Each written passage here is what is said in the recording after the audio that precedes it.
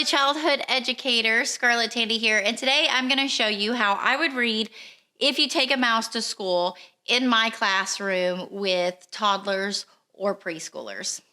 And before we read, just a reminder that our goal here is to get our kids to fall in love with reading. And at this early age, they're making a connection with the pictures are represented by words, and that also they can make a connection with their life with what is taking place in the book. So anytime you can make that connection, stop for a moment and engage your class in a conversation about that. The goal isn't just to read a story from beginning to end. The goal is to help the children connect and go in, become like a part of the story. And so that's what we're going to do here. That's why I chose if you take a mouse to school right here at the beginning of the year. A lot of kids are being exposed to school for the very first time.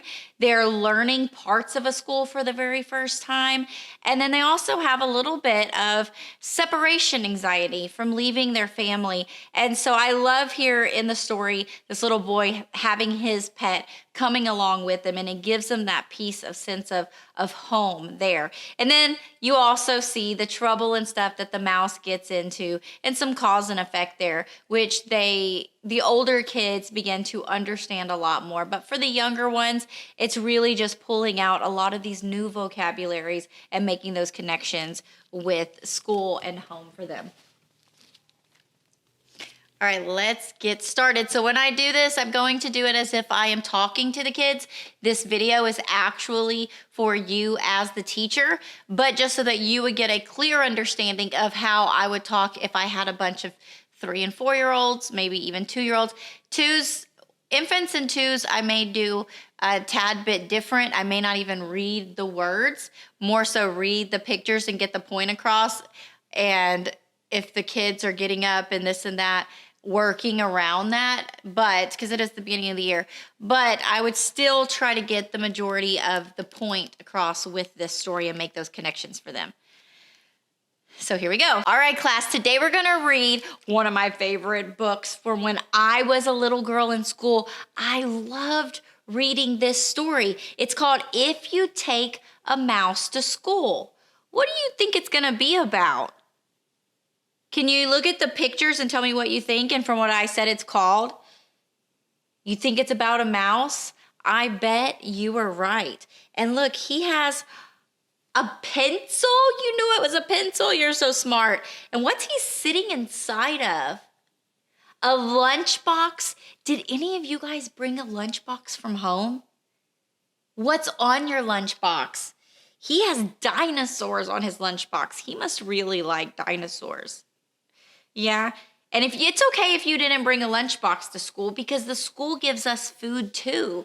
So you might be getting school food from the cafeteria, or you might be eating from your lunchbox because we get to choose how we want to eat each day. Oh wait, what? You saw that on the corner? What is that? Have you seen one of those before? You got one for Christmas? Yes, can you tell everybody what it is? A yo-yo. Yes, a yo goes down on your finger like this, up and down, up and down. I bet we'll see one in the book. If you take a mouse to school. Oh, hold on. What was he doing in this picture? What is that little boy doing?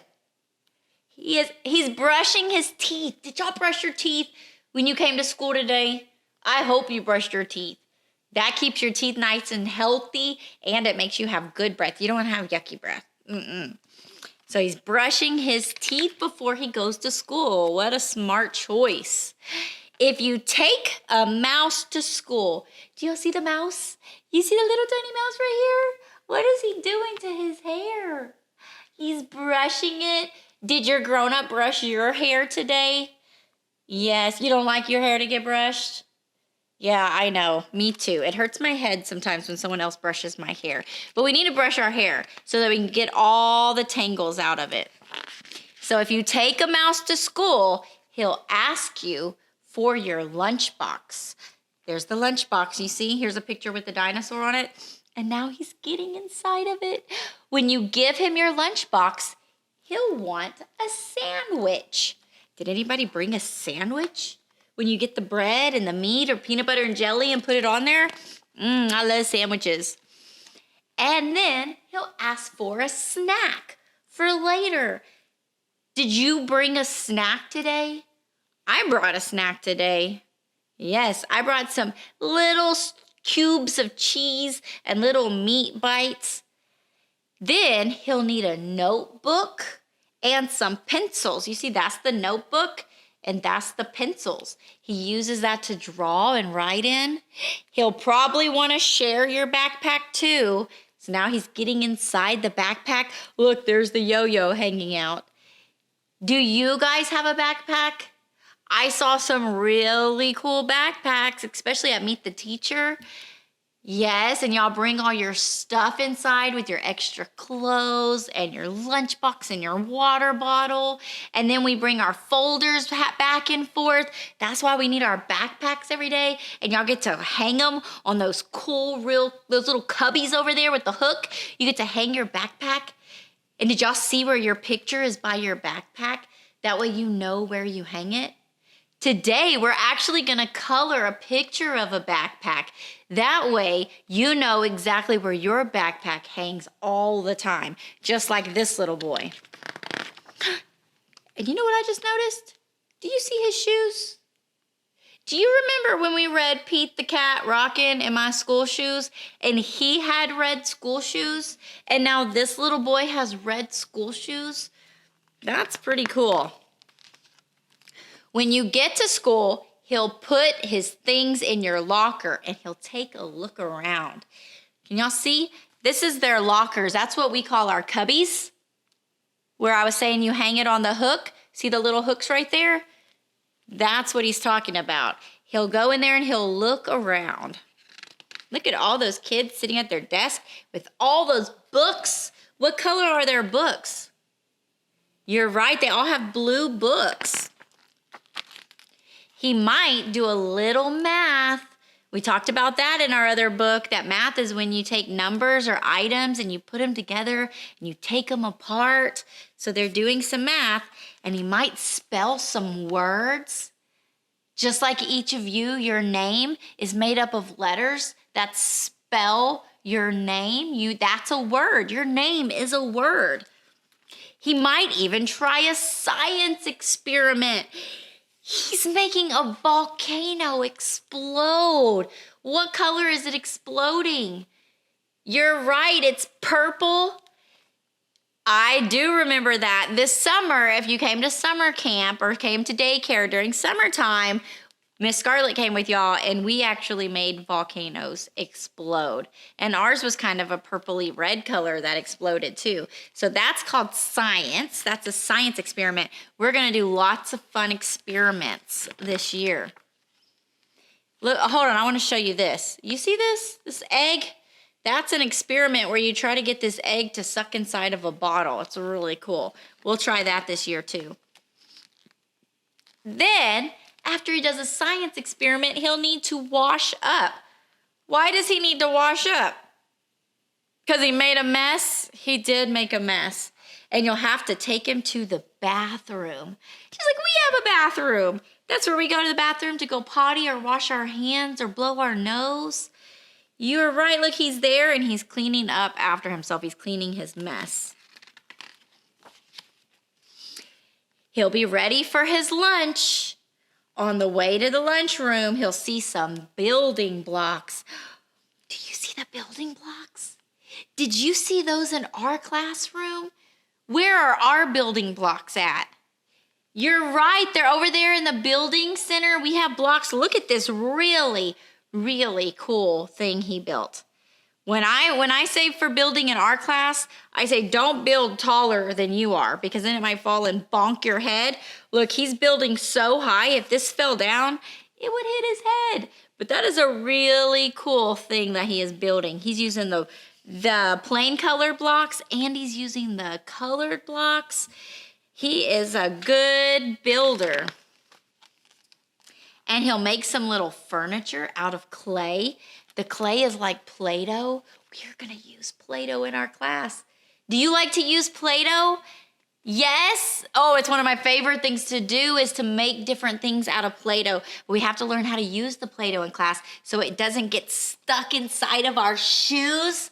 Nobody wants to mess up their new school shoes with Play-Doh all stuck inside. So once we learn how to take care of our Play-Doh, then we get to use it to make stuff too. Then he'll need some books for his bookshelf. He'll start writing on his own, so he'll need a lot of paper. So see his paper? We have an art center where we can write stuff, or sometimes we go to the table together to write things.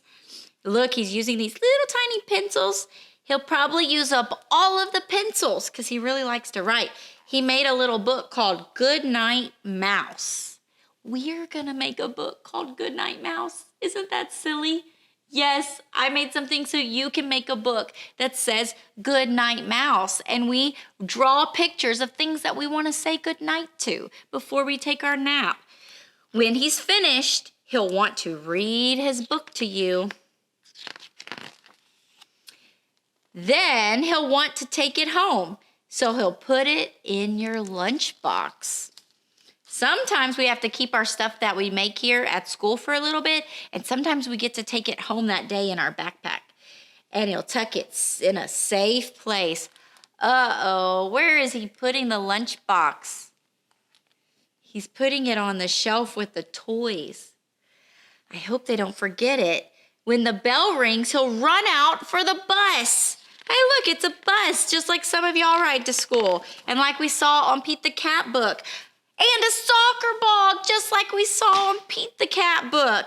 And some of y'all said that you play soccer. And remember, you're going to tell Miss Scarlett when your soccer game is. Tell your grown-ups, we got to tell Miss Scarlett when my soccer game is. She's going to come watch me.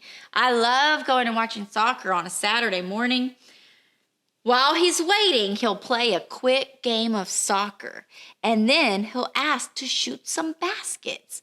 Do you know what kind of ball that is? It's a basketball. It bounces. You have to dribble it, and then you shoot it into a net. Look at him flying through the air.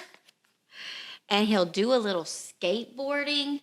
I don't think any of us do skateboarding here. You see this board has some wheels on it? A lot of the big kids love to skateboard. You have to be able to balance on it, so it's kind of hard for little kids. He needs to tie his shoes, though. When he stops to catch his breath, he'll want to eat his snack. So he'll ask you for your lunchbox. Uh-oh. You see what he's doing? Can y'all say, oh no, where's the lunchbox at? Do y'all remember? Do you remember way back on this other page that he put it on the shelf and then he ran off and forgot it? Sometimes you guys are going to leave your lunchbox here on accident too. So we've got to make sure we put it back with our backpack every day so we don't forget it. And chances are, if he asks you for your lunchbox, you'll have to take him back to school. So he has to go back and do the whole thing over again. The end. Guys, y'all did so good listening to our story today. Yes, and we got to learn all the different adventures the mouse went on when he went to school. And in this book has a lot of the same things that we have here in our classroom. And it showed us a lot of the fun stuff we're going to be doing this year. I cannot wait for you guys to come every single day. When you guys are not here at school, Miss Scarlett cannot wait for you to come back so we can have more fun together. So today, right after this, we're gonna learn how to use Play-Doh. Do y'all want to use Play-Doh? Do you want me to show you how to take care of Play-Doh?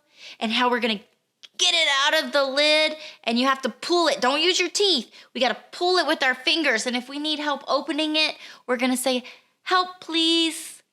And since y'all did such a fantastic job reading, I have a surprise for y'all. Can you go like this?